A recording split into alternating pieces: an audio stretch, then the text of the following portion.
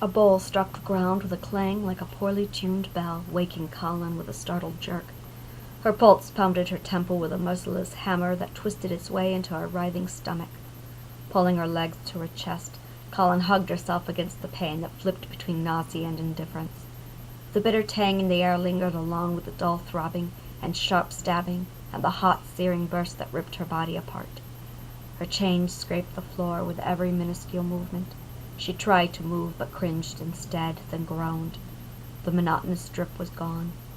Through the corner of her eye, Kallan caught the faint light of the Devagar's fire. A bit of cave wall jutted out a ways between her and the fire, blocking most of the Devagar from view. It was enough to outline a pillar of limestone that had not been there before, and at once she saw it and understood. While she slept, they had relocated. It didn't take long for her to decide she didn't care, and her head slumped to the side. Boot, she thought, as she stared at a large, squarish boot coated with mud. She made an effort to lift her head, following the brown trousers up to the tunic worn loosely over a pair of shoulders beneath a long black overcoat. It was a fine overcoat, beautifully made with black leather and lined with thick black rabbit fur. It was an overcoat only one of importance would wear. She twitched at the face peering down at her.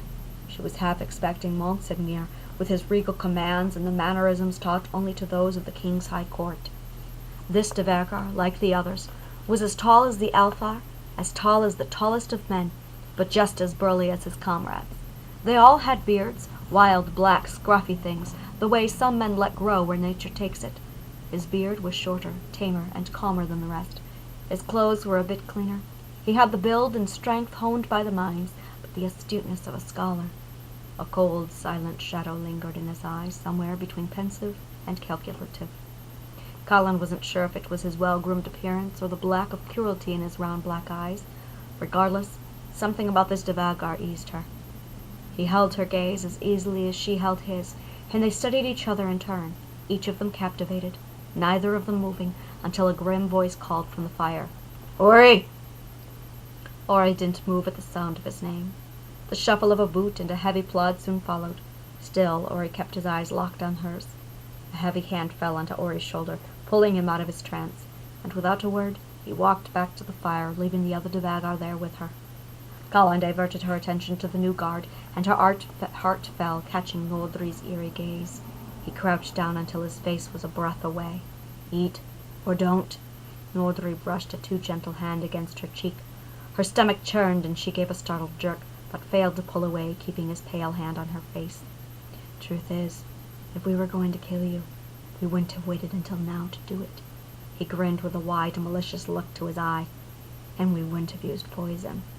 Kallan jerked away, too weak and too wounded to throw him a glower.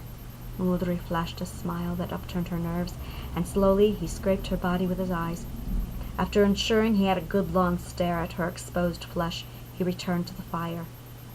There, he settled and shifted himself into place, and flourished another grin that seemed to linger there in the dark long after it was gone. Kallan glanced at the bowl Ori had left her. It didn't take her long to muster up the nerve to eat the unidentifiable slop. It hit her stomach like a hammer and stirred up her nausea again. When she was done, she fell back to the floor, letting her head strike the stone.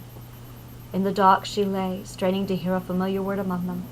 Within minutes, on a less than empty belly, the gruff voices and guttural sounds lulled her into a deadened sleep. 5 Devagar dragged her to the depths of the caves. Monseigneur, Nordri, Ori, Durin, and Blaine. Blaine was the muscle. He was first to kick and last to think, and had a talent for cruelty. Kallan decided she liked him the least. It didn't take long to realize Durin was his older brother. Having the advantage of being a few years older, he also had the advantage of having a few years more sense. It added up to nothing, really, though it did make him less reckless, which meant he was less likely to kick, but more creative when he did. In other ways, Nordri's cruelty far exceeded Blaine and Durin put together, in ways that neither dared go. His specialty was mental. He wondered aloud why they fed her, why they took her, why they clothed her, and had made too many hints and gestures that set her into a quelled panic every time. It didn't take her long to realize Monseigneur was there to keep them all in check. Being the leader of their assorted assembly, he was usually successful, but only when he was around to step in. Ori, on the other hand, eluded her. She couldn't determine if he was there to learn or there to record the events. He spoke less than she, and some seemed to disappear altogether for hours at a time. When he was around, she often caught him staring, watching her, and grow so deeply it took a jab from Monsignor to bring him out of it. There was only one thing she was able to determine about Ori. Of all of them, he was the least of her worries. Blaine's boot regularly woke her, and she frequently passed into sleep with Joran's fist. Aside from the beatings and the occasional boil of schlop, they kept their distance. They always spoke to Vergar unless there was something specific they wanted her to hear, which always involved a slew of suggestions from Nordri that ended with a sickening glint in his eye. Day and night didn't exist in the caves. Time blended into one long, endless night where there was only the darkness, the Devagar, and nothing. The haze and the bitter tang always wafted nearby with displays of red and orange, keeping Kallan drugged, dizzy, and daft. When she thought of anything at all, she thought of Lorlenalin and Dagon, of Elif and Eric, and of Gudrun and the children. Once she thought of Rune, and of how she would have gutted him first the chance she gets she had to take Astrid back. But mostly she didn't think. She slept often and said nothing and never cried.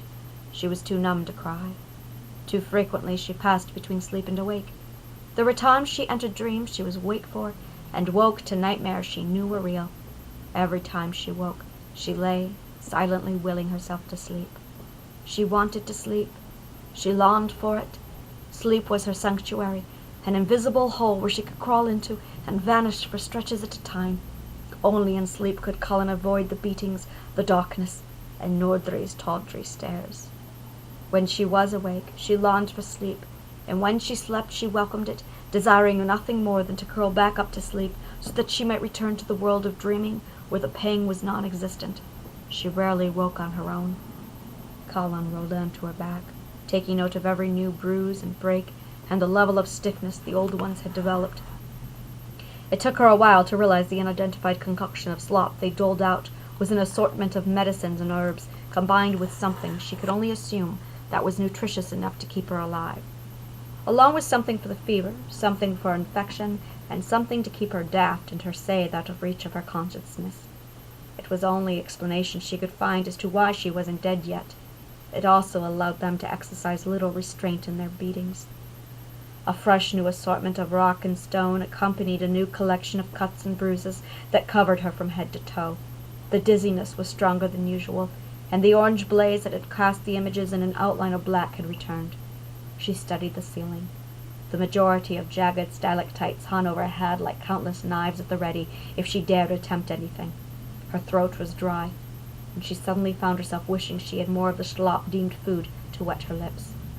Kallan sighed as she tried to sort through her disconnected and jumbled thoughts. Her movements were stiff and jerky. She rolled her head to the side and gazed at the bowl that was always wafted with red and orange, but all that was there was a cold, damp sick that plunged down her throat at Nordri's leering eyes.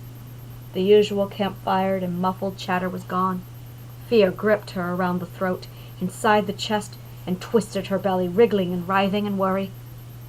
There are things done only when alone, and the hollow silence of the cave confirmed they were very much alone. Slouching and hungry, as still as a bird fixed on its kill, Nordri sat on a chair-sized boulder. Beatings she could take. This was something else. His eyes gawked with a silence that spoke much more than words. In a single glimpse, Kallan saw his thoughts played out in detail.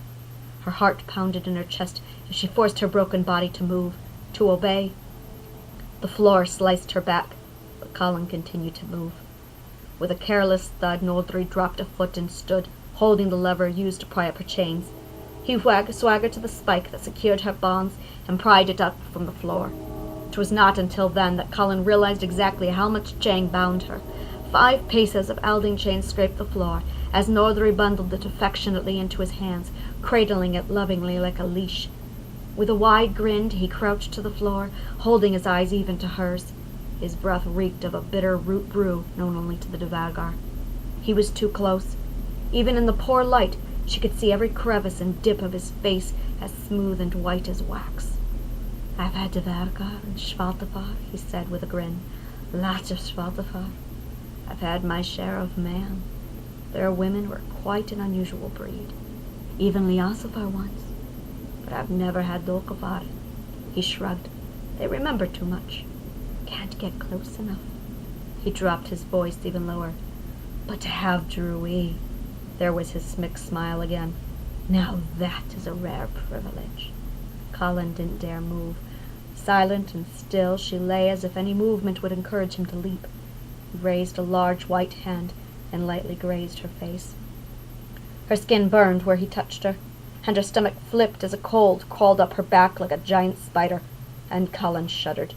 The motion was enough to ignite his excitement. "Go on," Nordri nodded. "Get!" He opened his hands, released the weight that pulled the chains through his grip, and relinquished Kallan's bonds. She didn't have to be told twice. In a breath, Kallan was off, scrambling to stand and run on a swollen leg. The floor sliced the bottoms of her bare feet. Kallan stumbled, but scrambled, battling to keep her body moving. The chain clawed the floor behind her, sending a deafening scream through the cave. Surely someone would hear. Someone was there, somewhere. Nori moved. Quicker than a fox, he was on her, letting her run and standing astride behind her as he watched her stumble. The race was ludicrous, no match at all. Still, he let the wounded rabbit run. After a moment, he opened his voice and chatted in time to a ditty of his own making. "Pretty old thing can have your tot, but cruel as is, she'll eat your heart." Kallan clambered through the dark, pulling the chain over the stones of the cave floor, desperate to find the door. The deafening clink of elding on stone ended when Nordri stomped the end of the chain and stopped Kallan short. She fell to the ground, splitting her elbow open and making it run hot with blood. "Pretty old thing she wants to run, but cruel as is, you won't be done." His sickening grin revealed his teeth in the dark as he took up the chain, pulling Kallan with it, reeling her in like a fish. Kallan grabbed her end of the chain and pulled back, but she was too weak, the drugs too deep. "Pretty old thing you want to bed, but cruel as is, she wants you dead." Nordri yanked the chain. With nothing to brace her, she fell, face forward, tripping foot over stone, but he was ready for her. Into his chest she landed, and as if she had practiced a dozen times, Nordri shifted and slithered behind her. His massive arms wrapped around her wrist, and he held her, possessed her, crushing her into him, and he grinned, relishing the struggle. A cruel, wretched heat, like that of a violent fever you know will take your life after the delirium hits, rolled off his body. As he chanted the next couplet, his hot breath burned her ear. "Pretty old thing can hear my sighs, but cruel as is, I want her thighs." Kallan fought, digging her bloody finger into his arm. Amused, he held up his hand in offering, and desperate, she sank her teeth into it. And when she tasted blood, she bit harder. When he chuckled, she bit deeper, and he groaned with pleasure. "Pretty old thing will make you moan, but cruel as is, she'll make you groan." He licked the side of her neck as she bucked, holding her with the same vile grin still frozen on his face. "Nordri!" Ori's voice cut through the cave, ending the limerick immediately. Like warm sap, Ori's voice ignited a flicker of hope in Kallan, but she didn't dare release her teeth from Nordri's hand. "Let her go!" There was calm in the order, but it wasn't without urgency or threat. Nordri grinned wider and began a new couplet. "Easy leave her lover want her, sleazy leave her let her wander," he chided. "Nordri!" Ori said, but Nordri chuckled. The taste of his blood had reached her nerve, and Kallan released his hand, too weak to spit the blood from her mouth. She hung limp in Nordri's clutches. "She has that look about her." Nordri nodded slightly. "The same look they all get. They want it. I'll hold her if you'd like a turn." And as quick as that, he began again. Calling, crying, cursing, counter, screaming, scar, can't defeat. "Nordri!" Ori's voice boomed through the black cavern. He fell silent as if Ori's voice had swallowed his song. Kallan heaved against Nordri, panting, desperate for breath. A tear slipped from her eye and fouled down her nose to the tip. "I see," Nordri's slimy voice hissed. Kallan could hear that wretched grin in his words, but it was fading. "You want her for yourself? Just yourself?" he yelped. "The king's son always wants for himself." His grip tightened, refusing to give her up, and he tighter until he would crush her. "The giants are about," Ori said darkly, "and we're a long way behind the others." Nordri froze, holding on to each word expectantly. "There are worse things than sunlight and snow out here," Ori continued, and a heavy voice dripped with boredom. "If someone were to get lost," he let the word echo. "Damn near impossible for anyone to go back for him," Ori shrugged. "I'm just saying, damn near impossible." And as quietly as he had appeared, Ori turned his back and left Kallan to Nordri's judgment, taking the light with him.